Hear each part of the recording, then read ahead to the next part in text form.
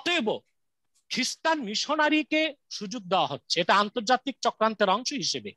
তারপরও আপনাকে আরেকটি উদাহরণ দিচ্ছি, মৌলানা জুবায়ের সাহেব, নন পলিটিক্যাল ফিগার বাংলাদেশে, তাকে 1 বছর কারাগারে রাখা হয়েছে। তার প্রধান কাজ হচ্ছে খ্রিস্টান মিশনারির বিরুদ্ধে কাজ করা। ভারতে কলিম সিদ্দিকীকে অ্যারেস্ট করা হয়েছে, তিনি কখনো রাজনীতির সাথে জড়িত হন না, তিনি আন্তর্জাতিক মানের ইসলামিক স্কলার। অসংখ্য হিন্দু তার হাতে ইসলাম গ্রহণ করে মুসলমান হয়েছে, তাকে এখন কারাগারে রাখা হয়েছে। জাকির নায়েককে ভারত থেকে বিতাড়িত করা হয়েছে, তিনি তার কোন একটি বক্তব্যে সহিংসতা উস্কে দেননি, হিন্দুদের হত্যার কথা বলেননি, কিন্তু ধর্ম প্রচার, ইসলাম প্রচারই বাধা দেওয়া হয় বিভিন্নভাবে, ভারতে হোক বাংলাদেশে হোক। কিন্তু অমুসলিমরা যে তাদের ধর্ম প্রচার করছে, খ্রিস্টান মিশনারি, সেখানে কোনো বাধা দেওয়া হয় না। ব্যর্থতা হচ্ছে গভর্নমেন্টের, ব্যর্থতা হচ্ছে পলিসির, ব্যর্থতা হচ্ছে যারা কথা বলেন আমাদের বিরুদ্ধে তাদের, তারা সত্যটাকে উপলব্ধি করেন না। এরপর যে কথা হচ্ছে, আমাদের তুহিন আফরোজ বলেছেন বাংলাদেশের বিভিন্ন জায়গায় যে তারা জরিপ করেছেন আলেম ওলামাদের ব্যাপারে। বাংলাদেশে তো প্রায় 8% হিন্দু আছে, কিছু কম বেশি হবে। এখন তারা গেলেন কার কাছে রিপোর্ট নিতে? কাদের কাছে গেলেন? কোন পন্থীর কাছে গেলেন? এদেশে তো লক্ষ লক্ষ হিন্দু আছে, কি তাদের কাছে গিয়েছেন রিপোর্ট নেবার জন্য? এটা একটা প্রশ্ন আবার। তারপরে তুহিন আফরোজ আমাকে কোরআন শরীফের একটা আয়াতের অপব্যাখ্যা করেছেন, আমি ব্যাখ্যাটা দিয়ে দিচ্ছি। সূরা তাওবাতে তিনি বলেছেন আল্লাহ নফসের মুজাহাদার কথা বলেছেন, এই কথাটি নাই এই 2 আয়াতে। আমি কোরআন শরীফ অনুবাদ সহ ব্যাখ্যার সাথে বলে দিচ্ছি, এটা তুহিন আফরোজ সহ যারা আমার দর্শক আছেন তাদের বিভ্রান্তিটার জন্য দূর হয় সেজন্য। আল্লাহ তাআলা 111 নম্বর আয়াতে বলেছেন, ইন্নাল্লাহা আশতারা মিনাল মুমিনিনা আনফুসাহুম ওয়া আমওয়ালাহুম বিআন্না লাহুমুল জান্নাহ, নিশ্চয় আল্লাহ মুমিনদের নিকট হতে তাদের জীবন ও সম্পদ ক্রয় করেছেন, তাদের জন্য জান্নাত আছে এর বিনিময়।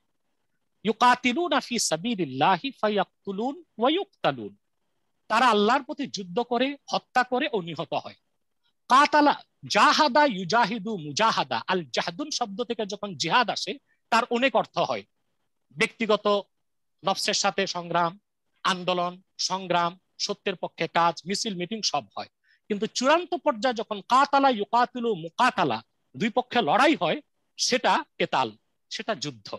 আল্লাহ বলেছেন তারা নিহত হয় সত্যের পথে এবং নিহত করে। ওয়াদান আলাইহি হাক্কান ফিত তাওরাতি ওয়াল ইনজিলি ওয়াল কুরআন, তাওরাত ইনজিল ও কোরআন এই সম্পর্কে তাদের দৃঢ় প্রতিশ্রুতি রয়েছে। ওমান আওফা বিআহদিহি মিনাল্লাহি ফাস্তাবশিরু বিবাইইকুমুল্লাযী বায়াতুম বিহি ওয়া যালিকা হুয়াল ফাওজুল আযীম, নিজ প্রতিজ্ঞা পালনে আল্লাহ অপেক্ষা শ্রেষ্ঠতর কে? তোমরা যে সওদা করেছো সেই সওদার জন্য আনন্দিত হও এবং ইহাই মহা সাফল্য। এখানে নফসের মুজাহাদার কথা আসছে নাই, বরং বাই বডি ফিজিক্যালি মিথ্যার বিরুদ্ধে কোরআন সুন্নাহর নিয়ম মেনে ময়দানে লড়াই করার কথা আল্লাহ তাআলা বলেছেন। এক্ষেত্রে তুহিন আফরোজ চরম পর্যায়ের অপব্যাখ্যা করেছেন। অতএব অপব্যাখ্যা তো আলেমরা করেন না, অপব্যাখ্যা তারা করেন। এক। দ্বিতীয় হচ্ছে 112 নম্বর আয়াতে আল্লাহ বলেছেন, আত-তাইবুন আল আবিদুন আল হামিদুন আস-সাইহুন আর রাকিউন আস-সাজিদুন আল আমিরুন বিল মারুফ ওয়ান নাহুন আনিল মুনকার ওয়াল হাফিজুন লিহুদুদিল্লাহ ওয়া বাশশিরিল মুমিনিন, উহারা তওবাকারী, ইবাদতকারী, আল্লাহর প্রশংসাকারী, সিয়াম পালনকারী, রুকুকারী, সাজদাকারী, সৎ কাজের নির্দেশদাতা, অসৎ কাজের নিষেধকারী এবং আল্লাহর নির্ধারিত সীমারেখা সংরক্ষণকারী ওই মুমিনদেরকে আপনি সুসংবাদ দিন। এখানে নফসের জিহাদ, মনের সাথে জিহাদ, এরকম কোন শব্দই আল্লাহ তাআলা উচ্চারণ করেননি, বরং সরাসরি জিহাদ, লড়াই, কেতালের কথা আল্লাহ বলেছেন। তবে আমি আগেও বলেছি, কোন একটি দল দাঁড়িয়ে গেল, 200-400 লোকের একটা নাম, একটা সাইনবোর্ড ব্যবহার করে বললো আমরা জিহাদ করব, কেতাল করব, এটা কি ইসলাম সমর্থন করে না। সেটার জন্য নেতা লাগবে, কোরআন সুন্নাহর নীতিতে হতে হবে। ইসলাম এটা বলে নাই যে বাংলাদেশে হিন্দুদের মন্দিরগুলো ভেঙে ফেলো বা হিন্দুদেরকে রথযাত্রা করতে দিও না, এটা তো বাংলাদেশে হয় না। আপনি পার্শ্ববর্তী ভারতে বরং সাম্প্রদায়িকতা আছে, উগ্রবাদ আছে, এনআরসি নামে লক্ষ লক্ষ মুসলমানকে বাস্তুচ্যুত করা হচ্ছে, গুজরাটে হাজার হাজার মুসলমানকে আগুনে হত্যা করা হয়েছে।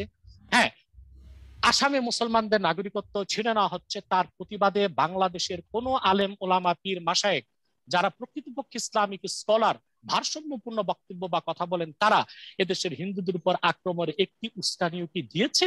বরং না, মুসলমানদের কলিজায় রক্তক্ষরণ করেছে তথাকথিত বুদ্ধিজীবীরা, কিছু সরকারি দলের লোক, কিছু বুদ্ধিজীবী, যদিও সরকার তাদেরকে বের করে দিয়েছে, তাদেরকে তাদের মন্ত্রিত্ব কেড়ে নিয়েছে, সেজন্য সরকারকে আমরা সাধুবাদ জানাই। রক্তের ক্ষরণ যখন হয়েছে, মুসলমানেরা তাদের আবেগ প্রকাশ করতে যে বৈধভাবে শালীনভাবে মিছিল করেছে, মিটিং করেছে, কিন্তু কোনো হিন্দুর গায়ে ফুলের টোকাও দেয়নি, কোনো মন্দিরে আঘাত করেনি। সেটা গণকমিশন কি দেখে না?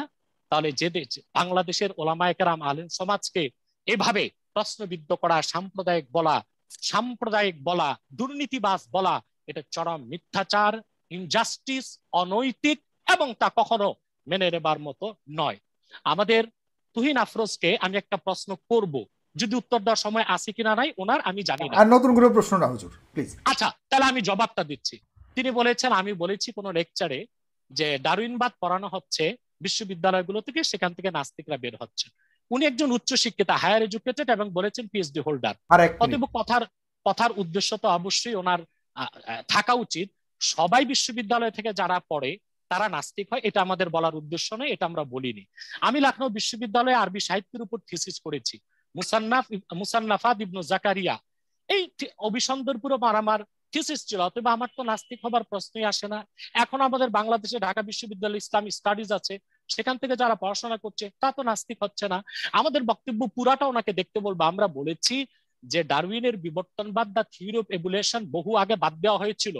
পরবর্তীতে 2010 সালে নতুন শিক্ষা কমিশন নবম দশম শ্রেণী থেকে গ্রাজুয়েশন পর্যন্ত সমাজবিজ্ঞান, রাষ্ট্রবিজ্ঞানে ডারউইনের বিবর্তনবাদ অ্যাড করেছে, যা সম্পূর্ণ নাস্তিক্যবাদ শিক্ষা দেয়। এই বিবর্তনবাদী বিশ্বাসী পরকালে বিশ্বাসী হতে পারে না, তারা নাস্তিক হয়ে বের হয়েছে, সেটাই আমাদের বলার উদ্দেশ্য ছিল। এরপর এসেছে এরপর এসেছে 30 লক্ষ। একটু শেষ করতে দিন, আপনি কথা এখন ঘুরাবেন না। আগে শেষ করতে দিন, কোনো প্রশ্ন থাকলে করবেন। ওনার টাইমটা শেষ করতে দিন, আর 30 সেকেন্ড। আচ্ছা আসছি, কোনো প্রশ্ন থাকলে 30 সেকেন্ড। হ্যাঁ 30 second, let him finish his time. এরপর প্রশ্ন উত্তর জন্য যা থাকে নিবে। হ্যাঁ তুই নাফরুজ অধৈর্য হবেন না, আপনার সব জবাব দিচ্ছে, আপনি প্লিজ হয়ে যাবেন ইনশাআল্লাহ, এবং নিজুম মজুমদার আশা করি। হ্যাঁ আপনি প্লিজ হয়ে যাবেন, আপনি কথার আপনি আমার একটা প্রশ্ন, আপনার সময় শেষ, আপনার 10 মিনিট শেষ। এখন যদি তাদের কোনো প্রশ্ন থাকলে আপনি আমি চ্যালেঞ্জিং যদি 1 সেকেন্ড দেখাতে পারেন। উনি 1 সেকেন্ড বেশি নিয়েছেন। প্লিজ আমার উপরে ব্লেম দিবেন না, আমি টাইম নিয়ে এখানে বারবার তাকাচ্ছি, প্লিজ।